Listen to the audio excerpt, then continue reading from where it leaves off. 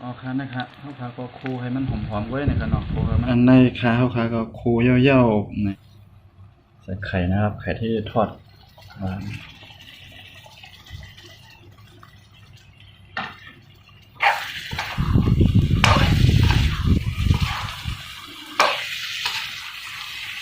อ๋อครับหมายสูงได้ก็ได้เสียเขาในของ YouTube ใช้คือ Google นะครับเนาะ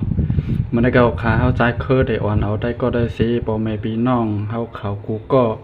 มาเฮ็ดกินไข่ลูกขวยนะครับเนาะไข่ลูกขวยนะครับมาค่ะเฮ็ดกินจ้ำกันนะครับกิริยามันก็ได้มีกันหน่ายหนึงนะครับเนาะมีมะเขือส้มบักหมี่แล้วก็ผักหอแล้วก็หมักพีชเขียวนะครับอันนี้ก็เป็นไข่ต้มนะครับนะครับผักหมี่มะเขือส้มเขาก็ซอยยาวๆนะครับเนาะซอยยาวๆนะครับอันนี้มีไข่ต้มเขาผ่าเป็น2ผักนะครับเนาะผ่าก็ไล่เป็นช้างนังก็ผ่าอยู่ที่เขาเกี่ยวก้อยค่ะอันนี้ก็ก็ผ่าเฮ็ดเป็น2ผักนะครับเนาะเอาค่ะนะครับมาค่ะเฮ็ดซ้ำกันนะครับเนาะน้ำมันก็หมดแล้วดีๆ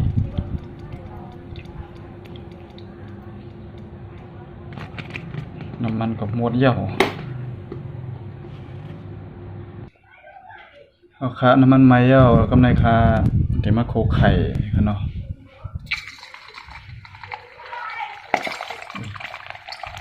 มันเตียก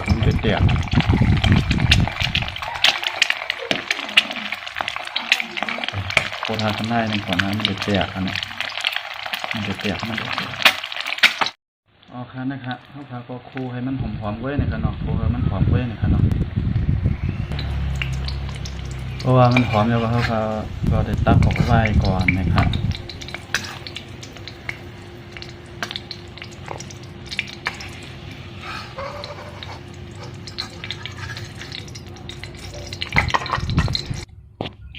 โอเคอันในขาเขาก็คูเย่าๆในขาคูให้มันหอมกว่านะครับเนาะ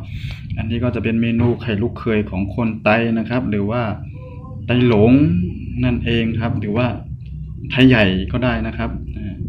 นี่ก็จะเป็นเมนูไข่ลูกเขยนะครับไข่ลูกเขยข้าวขาเนี่ยก็นะครับโคไข่มันหอมๆมอกหน้านึงก็พอแล้วนะครับกำในก็ข้าวขาได้มาโคผักหมี่ผักหอมมันนะครับเนาะเอาค่ะน้ำมันไหมก็กำในโคผักหมี่นะครับเนาะไอ้น้ำมันมันก็จะมีพวกอีกนะครับเนาะก็เพราะว่ามันเข้าขาโคไข่นะครับเนาะก็ขาโคไข่ในน้ำมันก็จะมีพวกข้างในนะครับตอนนี้ก็ทอดหอมแดงก่อนนะครับทอดหอมแดงให้มันหอมก่อนน้ำมันก็จะมีฟองนิดนึงนะครับเพราะว่าเมื่อกี้เราทอดไข่ต้มนะครับ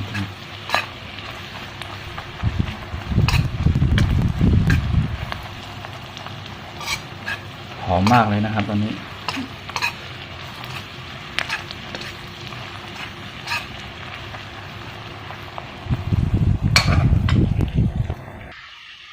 หมี่มันสุกเยี่ยวนะครับหอมมาเยี่ยวก็ได้ใส่มิ้นอีกนึงนะครับมิ้นในอันนี้ก็ใส่ขมิ้นนะครับใครชอบใส่ก็ใส่ไม่ชอบก็ไม่เป็นไรนะครับ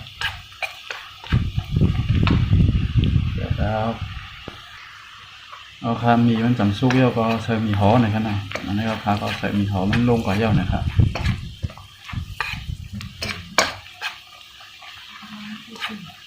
ทอดให้มันหอมหน่อยนะครับแต่ไม่ต้องทอดแบบให้กรอบนะครับโคขมิ้นมันหอมในขนมแต่ว่าโคให้มันครอบนะครับ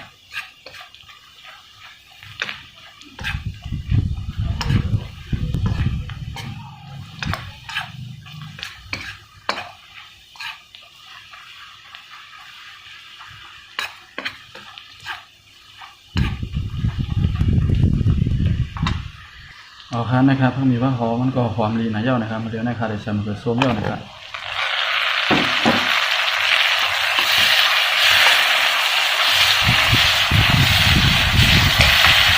เอาครับก็ไม่เอาครับเดี๋ยวใส่เกลือของหวานนะครับเนาะไม่ใส่เกลือนะครับก็ของหวานนะครับชูรส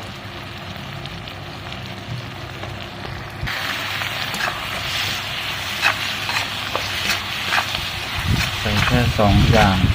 นะครับ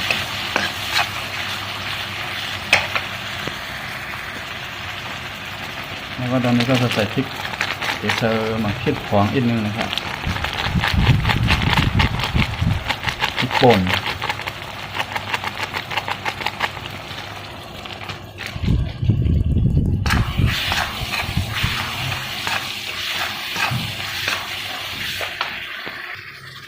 เอาค่ะ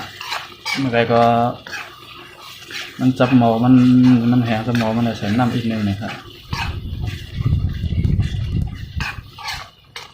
นี่ก็ใส่น้ำไปนิดนึงนะครับเมื่อกี้มันติดกระทะ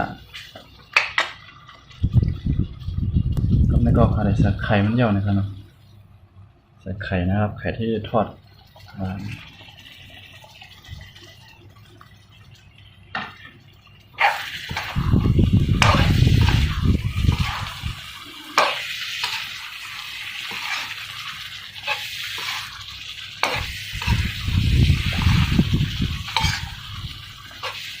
ถ้าเฮ็ดง่ายๆก็คือไข่ลูกโขย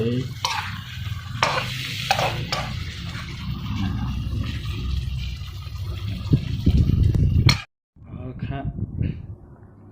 นะครับไข่ลูกโขยเขาก็ซุกเย่าๆนะครับพร้อมกินเย่านะครับเฮ็ดเย่าๆก็ตักใส่หวานแล้วก็หน้าตามันจะเป็นจังไดนะครับ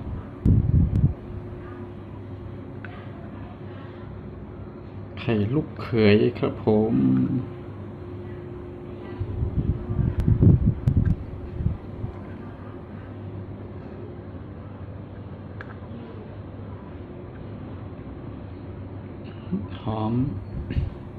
หอมนะครับหอมพร้อมกินเย่านะครับไข่ลูกโขยอะไรเฮ็ดกินเหมือนเฮาพองนะครับช่างว่าพาราเคยกินนี่ก็เฮ็ดจ้อมไรนะครับเนาะแล้วก็บ่น่าได้ก็ได้เสียก็ดีเข้ามาด้วยคลิปวิดีโอนี่ก็ช่างว่าไปได้เติ๊กติดตามเติ๊กปันแห้งใจ Subscribe นี่ก็เติ๊กปันอีกนึงนะครับเนาะเอาค่ายินดียินชมได้ก็ได้เสียพ่อแม่พี่น้องของกูก็ได้เข้ามาด้วยแล้วก็เติ๊กติดตามเติ๊กปันแห้งใจเขานะครับเอาค่ามาสูงกู